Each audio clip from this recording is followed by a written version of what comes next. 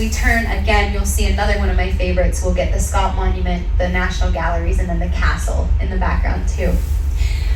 So just ahead of us on your right hand side, if we take this corner here, we're not going to, but if we did, we'd be right at the St. James Quarter. So this is our new shopping mall.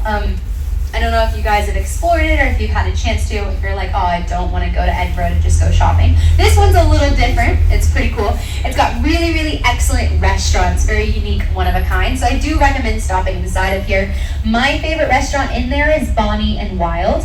It's a food court style restaurant, and it just got named the #1 food hall in Britain by National Geographic. So it's very helpful when my husband is like, I want a steak. And I'm like, no, I want Thai food. And then we go to Bonnie and Wild and we're both happy. So it has saved my marriage on multiple occasions. Anyway, coming down Princess Street, look out to your left-hand side at the beautiful old town. Look how gorgeous. You can see all those buildings smashed up next to each other on top of one another. This is very organic, chaotic, medieval growth all the way around the castle at the very top of the hill. So if you pay special attention to the roof lines, you'll see they're descending as they're coming towards us. This is because the entirety of Edinburgh is built up on a big hill, a big ridge. It not only goes up towards the castle, but also up towards the top of the Royal Mile. There's two very deep valleys, makes it very almost impenetrable in terms of attacking this city, but it's also very limiting. You can see there's literally not another space to build a building up top there. Instead, by the 1700s, they completely run out of space, and so they started building out to your right-hand side out here in the new town. So we're going to do a chronological tour. We're going to go through the Canning Gate, the Royal Mile, and finish in the new town. But before we start that, we're going to do a little, and St. David is the patron saint of Wales, so it fit to have St. Andrew's Square with St. David Street just here. Okay. Now up here on your left-hand side, we have James Clerk Maxwell. He's this statue here sitting with his back towards the bus. You can see his little dog Toby with his head pointed out towards us and his feet here. This is the man who discovered electromagnetic waves. He's the man who discovered that light moves as a wave. So if you're familiar with the kind of Roy G. Biv color scale, electromagnetic spectrum, this is all him. He was recently named the third most influential physicist in the world, straight after Isaac Newton and Albert Einstein. And his inventions have given us television, radar, radio, color, photography, and so much more. So we're coming up to stop number 2, guys, outside of these beautiful original townhomes dating from the 1700s. The one with the flag there is the Malmaison Hotel today, but in 1778, a baby was born there named Henry Brougham, and he became Prime Minister of the UK in the 1830s, and he abolished slavery once and for all. So we're very proud he was born just there. On your right-hand side, we have the square statue by John Steele. So this is of the wise and foolish virgins from the gospel. Now, this is a parable that Jesus tells, and the moral of the parable is to be prepared. Invest in your future. Jesus meant this in a heavenly sense. You never know when he's coming back, so do good deeds. So when he comes back, you'll be rewarded. But these guys meant it very literally, very monetarily, as this was and is an insurance firm. So they wanted you to look up at Jesus's parable, freak out, run inside, and buy up insurance. And so this is, I think, the very first billboard in the world, a little Victorian advertising, if you will. And how beautiful is it? Again, carved by John Steele, Queen Victoria's personal sculptor here in Scotland. I would love to see millions of these as I drive down the roads. And washerwomen hanging out clothes. There would have been sheep and horses. And then during the social season, grand ladies promenading around the square. Think Jane Austen, or Wuthering Heights, or Bridgerton. Now, this is where you head. And then if you want to do all your designer shopping in one spot, you can go to Harvey Nick's just there with their lovely rooftop cocktail bar. So if you'd like to, sit up and enjoy the city with very fancy schmancy cocktails, you can do so. Keep looking on your left-hand side here. Past this wrought iron fence, we have the headquarters of the Royal Bank of Scotland and their original 1700s townhome called the Dundas Townhome. This isn't actually named after Henry. In fact, his cousin Lawrence bought the townhome. But it was Henry's son-in-law out front. So John Hope is there with the horse. It's actually a bad proportioned statue. He's either the tallest man in the world or he has the smallest horse ever. And also historically inaccurate, he's wearing a toga. John Hope never wore a toga, not once in his life. But look around, you can see how obsessed they were with Greece and with Rome. So much so that during this period, the 17 and 1800s, this Enlightenment period, they actually renamed Edinburgh. They called it the Athens of the North, the New Rome. On your left-hand side here with the white columns is my favorite restaurant in the square. This is Dishoom. It's a Bombay-style restaurant chain around the UK. That is their first location in Scotland. We also have Gaucho. This is a Argentinian beef chain. And then Gordon Ramsay's Bread Street. You guys actually get a discount inside of Bread Street, so if you have your... The reason this monument is so big is Sir Walter Scott was not only the father of historical fiction, a pioneer of the Gothic novel, a successful lawyer and poet in his own right, but he's also responsible for the revitalization and then popularization of Scottish culture all around the world. Everyone on the bus has a lot of ideas about Scotland: bagpipes, tartan, romantic stories, tweed, haggis, whiskey. The fourth asked Sir Walter Scott to be his personal tour guide on his visit to Edinburgh in 1822, so he's also the father of Scottish tourism and the reason we're all here today.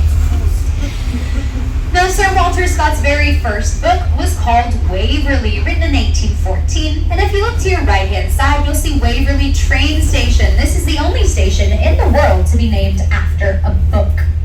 It's marked by these two big triangles coming up out of the ground. These are supposed to represent the tips of a quill tip pen. The exact type of pen Sir Walter Scott used to write Waverley. And you can actually go see it if you want. It's inside of his writing desk in the Writers' Museum, a free museum off Lady Stair Close on the Royal Mile. Combined with the English Parliament to make the Parliament of Great Britain. It wasn't until 1997 that they voted to have their own Parliament once more, and this building was built for it. It's very metaphorical. Those weird shapes above the windows are supposed to be curtains pulled to one side to show the government doesn't have anything to hide. There's also stone from all over Scotland and some quotes about Scotland in different languages on the bottom there. It did win the Sterling Prize of Architecture in 2005, so someone does like it. This is stop number 6. If anyone is looking to go to the palace, the parliament, or the park, this is your last chance. It is also our very first stop on the Royal Mile. This is the most famous road in all of Scotland. It's called that because it is royal and it's a mile. It connects the royal residences of Holyrood behind us up to the castle at the top of the hill. If you go straight ahead, you will end up at the castle.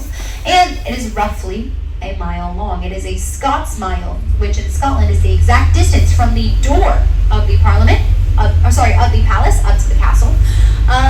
It's 1.3 miles, so it's a little longer than your regular mile. The Royal Mile also connects the two previously separate cities of Canongate, where we are right now, with Edinburgh at the top of the hill. So this area was named for the abbey, specifically the Augustinian canons who used to live and work at the abbey.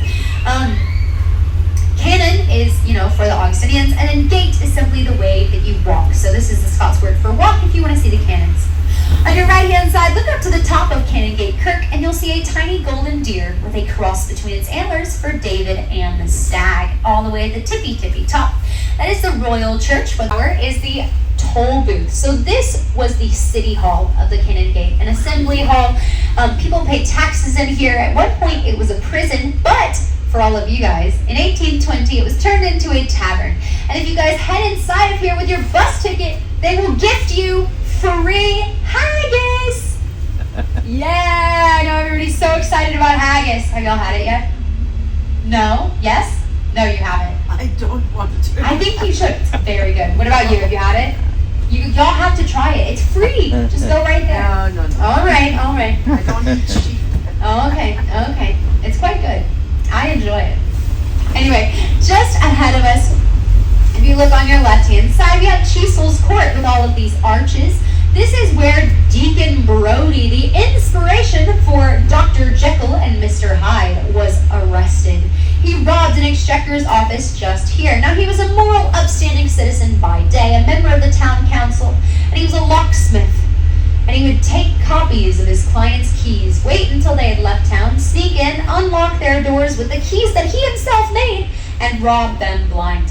When they figured this out, they couldn't take it. They were like, not Deacon Brodie, our bestest best friend. I can't believe that he's been living a double life of gambling, and he has 3 extra families, and he's been robbing us all, and he's a horrible person. And so they told the story of Deacon Brodie for 100 years until Robert Louis Stevenson was born here in Edinburgh, grew up hearing the tale, and wrote a little memo, a little story about Deacon Brodie, which he later converted that piece of writing into the tale of Dr. Jekyll and Mr. Hyde. He said it in London because he was living in London at the time, and he used the potion element because his wife was like, isn't sci-fi so cool? And he was like, yes.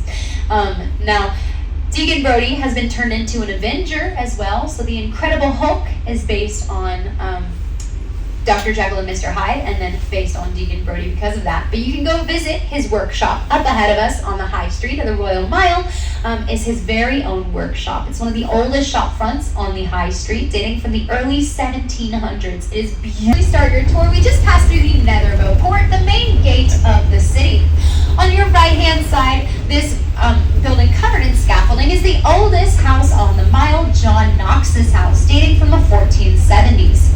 Now, we don't think that John Knox lived there until about 100 years later, towards the end of the 1500s. Now, John Knox was a famous Protestant reformer. He lived in Scotland, and in 1550, he attended the University of St. Andrews as a cleric, as a religious student.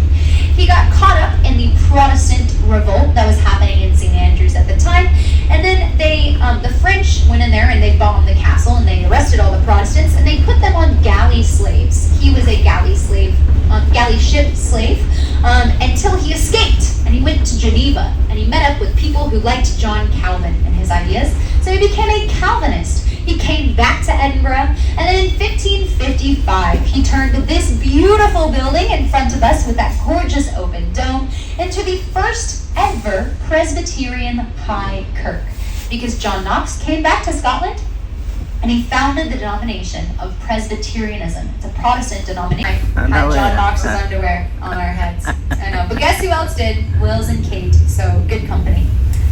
Anyway, guys, look ahead of us. Can everyone see this huge bridge directly in front of us? It is 70 feet above the ground, 19 arches wide, one of the largest bridges in Edinburgh. Can we all see it directly ahead of us?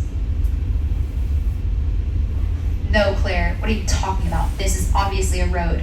You are correct, but this is also a bridge. We are 70 feet above the ground right now. So the ground slopes immediately underneath us into that deep valley, carved out by glaciers. And in the 1700s, they wanted to connect the Royal Mile to the University District out in front of us. So if you look out to either side of us, just now, you will see how high we are above the city. So there we go on either side. Yeah.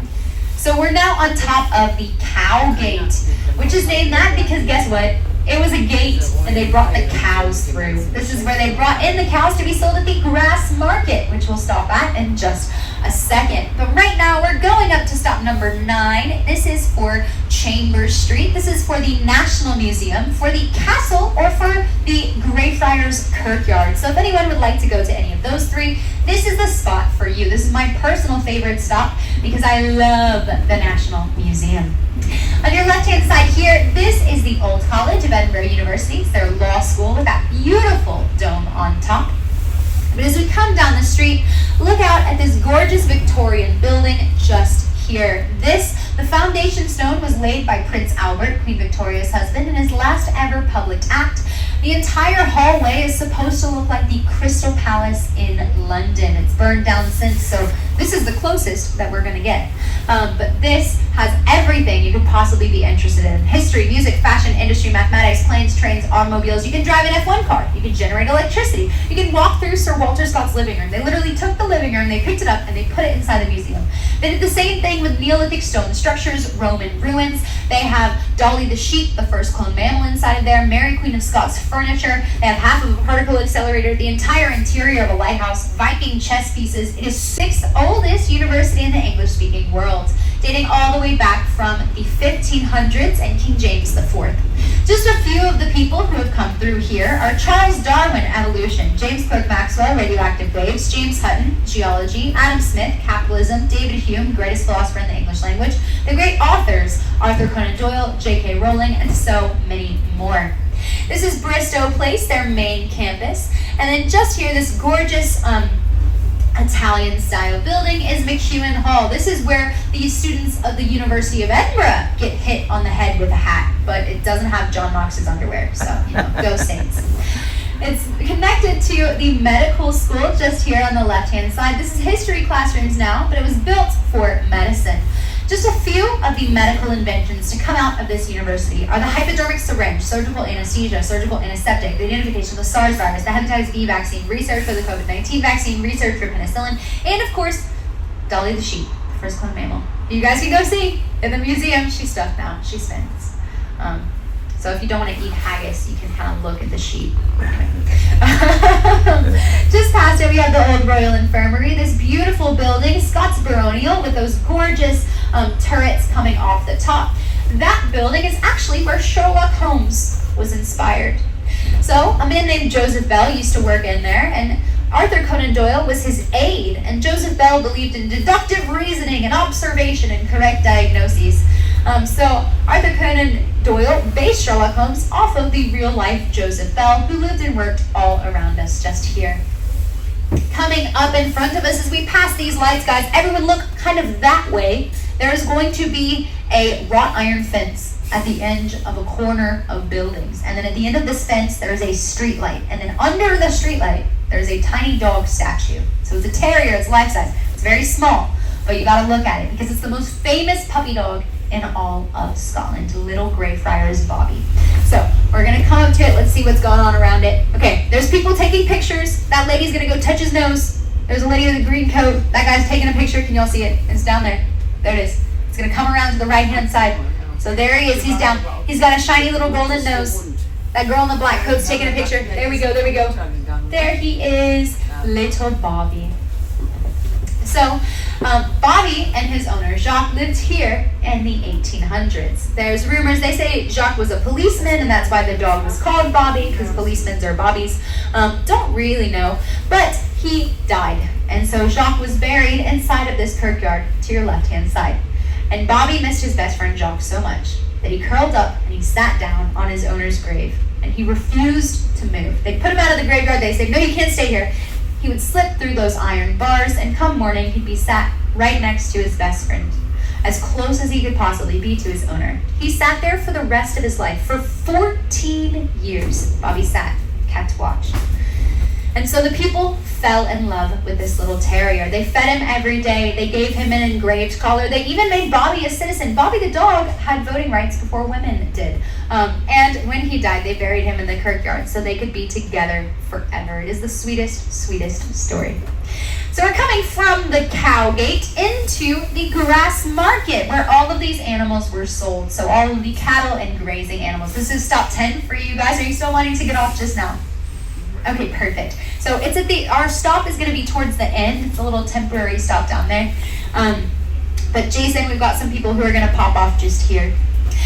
A really great place for coffee is this street just here on your right-hand side, Victoria Street. So this curves upwards. It's actually the most photographed street in the city. It's so lovely. So there's lots of really good coffee shops up there. But there's also delicious pubs all the way down here. So if you're a fan, you want some fish and chips or maybe some steak and ale pie, this will be a good place for you guys to go.